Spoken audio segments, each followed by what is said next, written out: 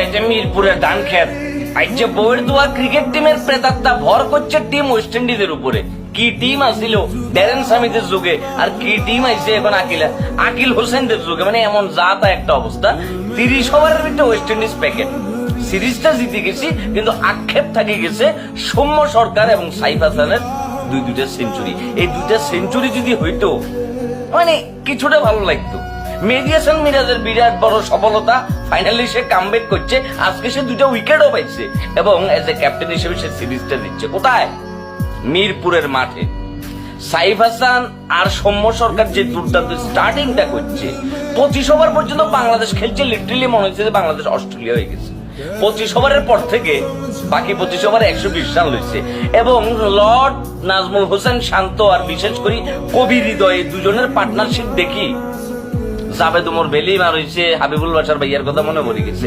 আহারে কি বিচ্ছিরি জঘন্য ব্যাটিং, স্পেশালি তাওহিদ হৃদয় পুরা খেলার মোমেন্টামটা নষ্ট করে দিচ্ছে। মানে যে জায়গায় মনে হয়েছে যে বাংলাদেশ 80 খেলি হয়তো 320 করবো, সে জায়গায় তাওহিদ হৃদয়ের এই বিচ্ছিরি লেভেলের ইনিংসটা 44 বলে 28 রান পুরা খেলাটারে পাট খেতে লয়ে গেছে। নাজমুল হোসেন শান্ত দুইটা লাইফ পাইও তার ইনিংসটাতে বাড়াইতে পারে না। আচ্ছা, নুরুল হাসান সোহান রে ম্যানেজমেন্ট কি বুঝিয়েছে কি পরে নামাইলো একদম লাস্টের দিকে? মানে এটা আমার মাথায় ঢুকে না। এবং তার আগে কেন নাসুমরে নামানো হইলো এটা আমি আসলে বুঝতে পারতেছি না। যাই হোক, রিশাদ হোসেন দুর্দান্ত কামব্যাক করছে মিরপুরের মাঠে। 12টা উইকেট, ম্যান অফ দ্য সিরিজটা আসলে রিশাদ হোসেনের পকেটেই যাইতেছে। যত কিছুই করো, যত লাফালাফি করো ভাইয়া, কোনো লাভ নাই। ঘটনা একটাই, কোয়ালিফাই কিন্তু আমাদেরকে খেলতে হইবে। এটা কোনো কথা ভাইয়া? অস্ট্রেলিয়া ইন্ডিয়ার সাথে সিরিজ জিতে গেছে।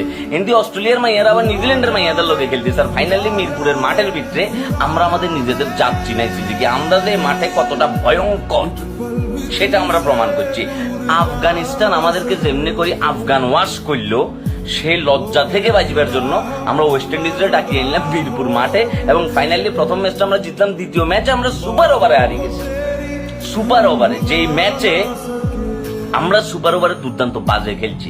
মানে কি বলবেন আপনি, যে কোনো বল করা ছাড়াই 4টা রান আমরা ফ্রি পাইছিলাম, নো বল ওয়াইড ফ্রি হিটে।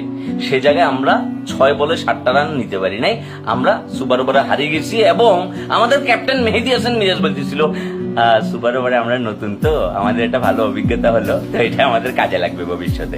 যাই হোক ভাইয়া, অভিনন্দন, এজ এ ক্যাপ্টেন হিসেবে তুমি ফাইনালি ম্যাচটা দিচ্ছ। রিশাদ হোসেন ব্যাটিং আজকে ক্লিক করে নাই, আজকে ক্লিক করে গেলে আরো দুর্দান্ত হইতো বিষয়টা। তো যাই হোক, এই সিরিজ নিয়ে যদি আপনার কোনো মন্তব্য